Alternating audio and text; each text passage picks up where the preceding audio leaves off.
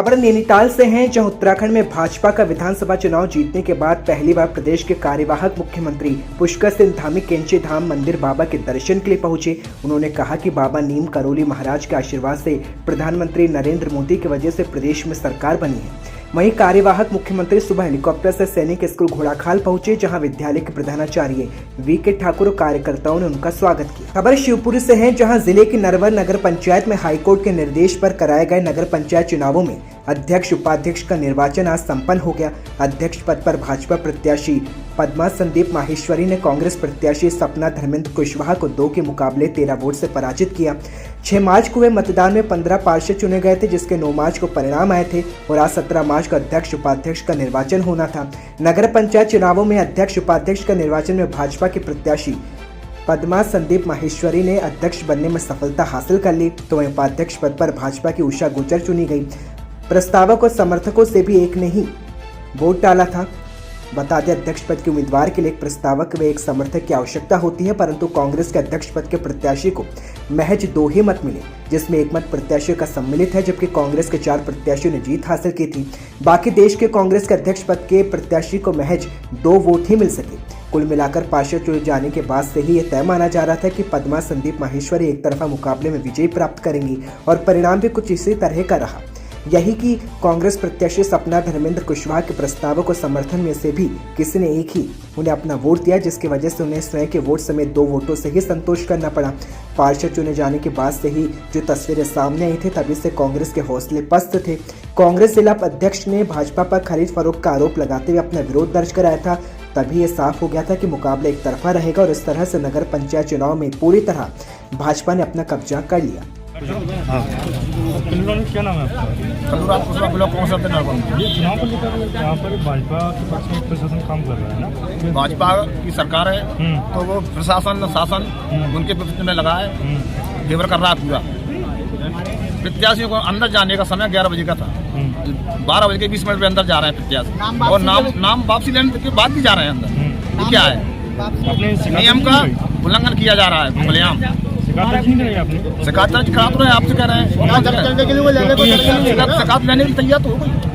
आप लोग मीडिया के माध्यम से हम बता रहे हैं प्रशासन कोई कार्रवाई नहीं कर रहा। हमने प्राइवेट आदमी के अंदर जा रहे हैं, हमको अंदर नहीं जाने दे रहे। खबर ये भी मिली कि कांग्रेस समर्थकों को सुबह उठा लिया गया। नहीं उठाया नहीं है, अभी उठाया है सुबह 11 बजे करीब उठाया है, 10:30 बजे उठाया है। अपना अध्यक्ष पद के प्रत्याशी के अपना कुशवाहा को अपने धर्मेंद्र कुशवाहा को उठा लिया है, और हीरा कुशवाहा को प्राइवेट आदमी जाने से रोके अंदर उनको उठा लिया। मुरादाबाद जनपद के विकासखंड मुंडा पांडे ब्लॉक क्षेत्र के ग्राम पंचायत किशवा नगला में सफाई व्यवस्था न होने के चलते गांव में तरह तरह की बीमारियां पैदा हो गई है और सफाई कर्मचारी गांव में सफाई करने पिछले कई सालों से नहीं आए हैं, जिससे गांव की नालियां टूटकर जर्जर हो चुकी है और नालियों का पानी गांव के मुख्य रास्तों पर पैदा हो गया है, जिससे गांव में बीमारी फैलने और संक्रमण का लगातार खतरा है, जिससे ब्लॉक अधिकारी और ग्राम प्रधान गाँव की सफाई व्यवस्था पर ध्यान नहीं दे रहे। बड़ी लापरवाही सामने आने के बाद लगातार ग्राम वासियों में नाराजगी है और शीघ्र समाधान की मांग की जा रही है।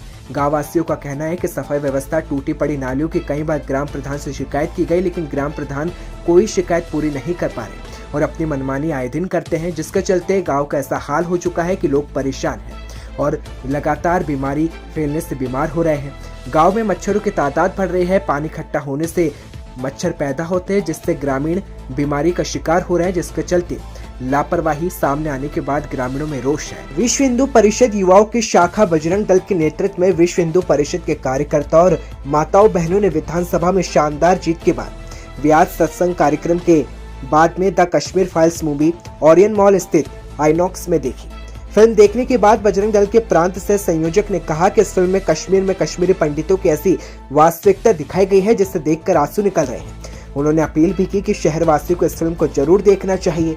उन्होंने फिल्म के टैक्स फ्री होने पर सीएम योगी का आभार जताया।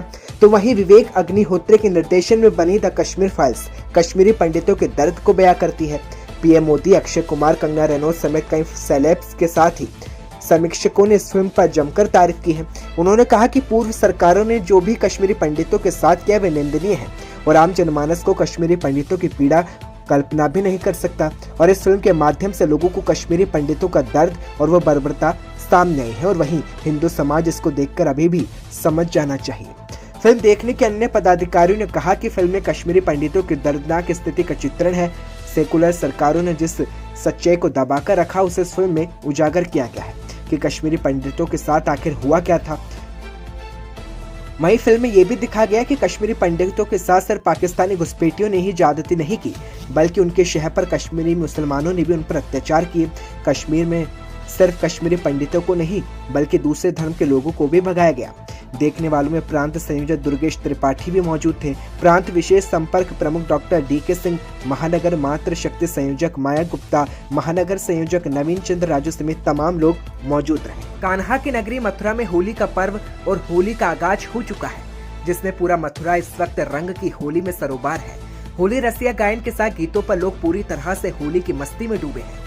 माथुर चतुर्वेदी परिषद के द्वारा होली पर्व पर प्रतिवर्ष की होली का डोला निकाला जाता है, जिसमें बड़ी संख्या में लोग भाग लेकर होली की मस्ती में डूब जाते हैं। इस डोले में विदेशी भी डूबे नजर आते हैं। मथुरा के विश्राम घाट से शुरू होकर पूरे नगर में टेसू के रंग और अबीर गुलाल से होली का पर्व इस वक्त मनाया जा रहा है। होली गीत रसिया गायन के धुन पर थिरकते लोग होली का पर्व मस्ती में झूम रहे हैं।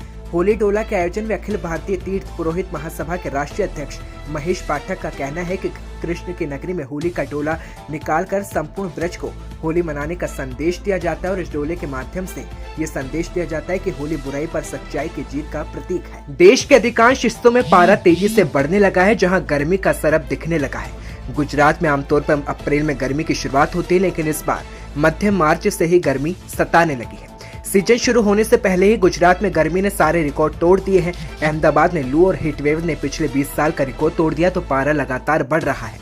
गुजरात के 10 शहरों में पारा अभी से 40 डिग्री के पार पहुंच गया। अपने शहर के मौसम का क्या है हाल, हम आपको यही बताने की कोशिश कर रहे हैं। 20 साल में पहली बार मार्च के महीने में अहमदाबाद का पारा 41.5 डिग्री दर्ज किया गया, तो वहीं सुरेंद्र नगर में 41.7 डिग्री तापमान दर्ज किया गया।